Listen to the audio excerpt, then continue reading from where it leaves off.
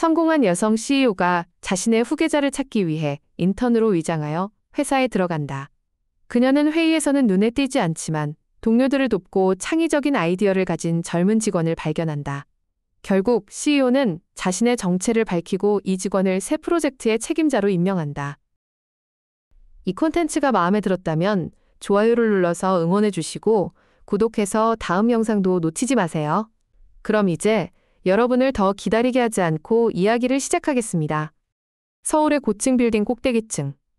유리창 너머로 도시의 파노라마가 펼쳐진 사무실에서 박지연 대표는 창밖을 응시했다. 그녀의 눈빛에는 무거운 결심이 서려 있었다. 45세의 나이에 그녀는 이미 한국에서 가장 성공한 여성 경영인 중 한 명이었지만 오늘 그녀는 자신의 커리어에서 가장 위험한 도전을 시작하려 했다. 정말 이렇게 하실 겁니까?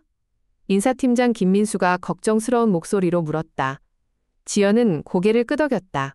그녀는 자신의 회사, 미래테크놀로지의 CEO로서 10년간 회사를 이끌어왔고 이제는 진정한 후계자를 찾을 시간이라고 느꼈다. 화려한 이력서나 인상적인 면접이 아닌 실제 현장에서 진정한 리더십을 보여줄 사람을 찾고 싶었다.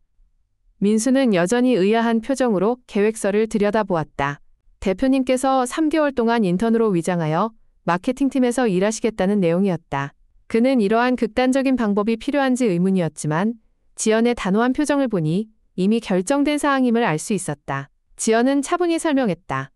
최근 몇 년간 회사가 성장하면서 초기의 열정과 혁신 정신이 사라지고 있다고 느꼈다고. 그녀는 진정한 인재가 회사 어딘가에 숨어 있을 것이라 확신했지만 CEO로서는 그들의 진짜 모습을 볼 수 없었다. 사람들은 항상 그녀 앞에서 가장 좋은 모습만 보여주려 했기 때문이다. 민수는 한숨을 쉬며 고개를 끄덕였다.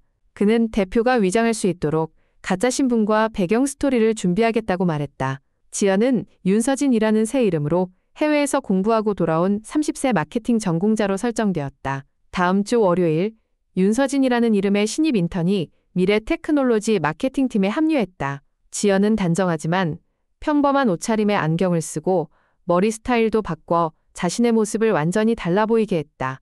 그녀는 긴장된 마음으로 사무실에 들어섰다. 마케팅 팀장 이준호는 새 인턴을 무심하게 맞이했다. 그는 바쁘다는 핑계로 서진에게 간단한 오리엔테이션만 제공한 후 팀의 막내 사원인 강다인에게 나머지를 부탁한다고 말했다. 다인은 밝은 미소로 서진을 맞이했다. 25세의 다인은 회사에 입사한 지 1년 된 신입사원이었다. 그녀는 친절하게 사무실을 안내하고 회사 시스템 사용법과 일상적인 업무 절차를 설명해 주었다.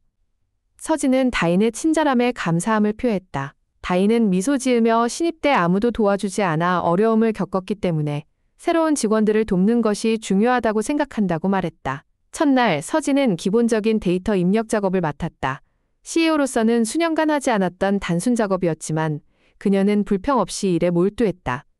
그녀는 주변을 관찰하며 팀 내 역학관계를 파악하기 시작했다. 첫 주가 지나면서 서진은 마케팅팀의 문화에 대해 많은 것을 배웠다. 준호 팀장은 권위적이고 자신의 의견만 중요시하는 스타일이었다. 회의에서 그는 대부분의 시간을 자신의 아이디어를 설명하는 데 사용했고 다른 팀원들의 의견은 거의 묻지 않았다. 한 회의에서 서진은 조심스럽게 새로운 마케팅 캠페인에 대한 아이디어를 제안했다. 준호는 그녀의 말을 중간에 끊고 그런 초보적인 접근법은 이미 시도해봤다며 일축했다. 서진은 당황했지만 그녀의 옆에 앉은 다인이 작은 메모를 슬쩍 건넸다. 좋은 아이디어예요. 나중에 이야기해요. 회의가 끝난 후 다인은 서진을 카페로 초대했다. 그녀는 준호 팀장이 항상 그런 식이라고 설명하며 좋은 아이디어도 자신에게서 나온 것이 아니면 무시하는 경향이 있다고 했다.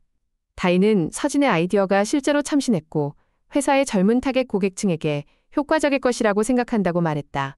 서진은 다인이 자신보다 훨씬 어리지만 마케팅에 대한 통찰력이 뛰어나다는 것을 깨달았다.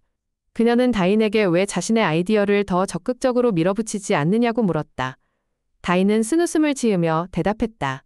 몇 번 시도해봤지만 준호 팀장에게 무시당했고 결국 튀는 직원이라는 평판만 얻게 되었다고. 그래서 이제는 자신의 아이디어를 조용히 메모해두고 때로는 다른 팀원들과 비공식적으로 공유한다고 했다. 서진은 이런 환경이 얼마나 많은 잠재력과 창의성을 억누르고 있는지 깨달았다. CEO로서 그녀는 이런 문제가 있다는 것을 전혀 알지 못했다. 다음 몇 주 동안 서진은 다인을 더 가까이서 관찰했다. 다인은 회의에서는 조용했지만 동료들 사이에서는 존경받고 있었다. 그녀는 항상 다른 사람들의 문제를 해결하는 데 도움을 주었고 어려운 상황에서도 긍정적인 태도를 유지했다. 한날 중요한 클라이언트 프레젠테이션 준비 중 기술적 문제가 발생했을 때 팀 전체가 패닉 상태에 빠졌다. 준호 팀장은 IT 부서를 탓하며 소리를 질렀지만 실질적인 해결책은 제시하지 못했다. 그때 다인이 조용히 나서서 문제를 분석했다. 그녀는 이전에 비슷한 문제를 경험한 적이 있어 해결 방법을 알고 있었다. 그녀의 지시에 따라 팀은 데이터를 복구할 수 있었고 프레젠테이션은 성공적으로 진행되었다. 준호는 다인에게 공개적으로 감사를 표하지 않았지만 서진은 이 사건을 통해 다인의 문제 해결 능력과 위기관리 능력을 높이 평가했다. 또 다른 날 서진은 다인이 점심시간에 혼자 마케팅 계획을 스케치하고 있는 것을 발견했다. 호기심에 다가가자 다인은 처음에는 당황했지만 이내 자신의 아이디어를 공유했다. 그것은 젊은 소비자들을 대상으로 한 완전히 새로운 접근 방식의 캠페인이었다. 서진은 다인의 아이디어에 깊은 인상을 받았다. 그것은 혁신적이면서도 실용적이었고 회사의 브랜드 가치와도 완벽하게 일치했다. 그녀는 왜 이 아이디어를 팀에 제안하지 않았냐고 물었다. 다인은 한숨을 쉬며 설명했다. 예전에 비슷한 제안을 했을 때 준호 팀장이 너무 위험하다며 거부했다고. 하지만 그녀는 여전히 이 아이디어가 회사에 큰 성공을 가져올 수 있다고 믿었다. 서진은 다인의 열정과 확신에 감동받았다.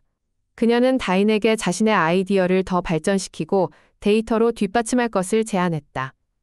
다인은 서진의 지원과 조언에 감사함을 표했다. 2개월이 지난 어느 날, 회사는 중요한 신제품 출시를 앞두고 있었다. 준호 팀장은 전통적인 마케팅 접근법을 고수하려 했지만 예산 문제로 계획에 차질이 생겼다.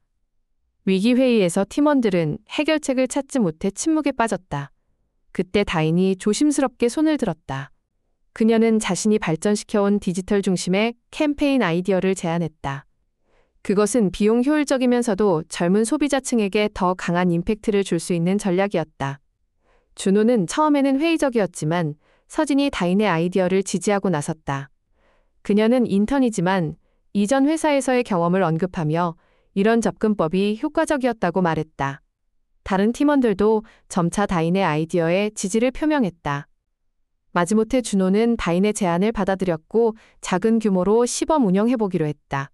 다인은 서진에게 감사의 미소를 보냈다. 예상을 뛰어넘어 다인의 캠페인은 엄청난 성공을 거두었다. 소셜미디어에서 제품은 바이럴 히트를 쳤고 예상보다 훨씬 적은 비용으로 큰 마케팅 효과를 얻었다. 이 성공은 회사 전체에 알려졌고 심지어 경영진의 주목도 받게 되었다. 준호 팀장은 처음으로 다인의 공헌을 공개적으로 인정했다. 그는 회의에서 다인을 칭찬했지만 동시에 마치 자신이 처음부터 이 아이디어를 지지한 것처럼 말했다. 서진은 이제 충분한 정보를 얻었다고 느꼈다. 3개월간의 인턴 생활을 통해 그녀는 다인이 진정한 리더십 잠재력을 가진 인재임을 확신했다. 이제 자신의 정체를 밝힐 시간이었다. 그날 오후 서진은 인사팀장 김민수에게 연락했다. 그녀는 내일 특별회의를 소집하고 모든 준비를 할 것을 지시했다. 다음 날 아침, 마케팅팀 전체가 회의실에 모였다.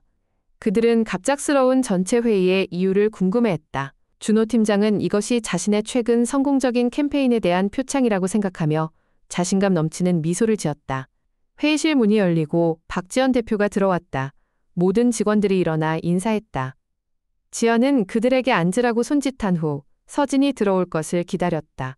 하지만 서진은 나타나지 않았다. 대신 지연은 안경을 벗고 자세를 바꾸었다. 놀랍게도 그녀의 말투와 태도가 서진과 똑같아졌다. 여러분, 제가 지난 3개월 동안 윤서진이라는 이름으로 여러분과 함께 일해왔습니다. 회의실은 충격에 빠졌다. 준호의 얼굴이 창백해졌고 다인은 믿을 수 없다는 표정으로 지연을 바라보았다.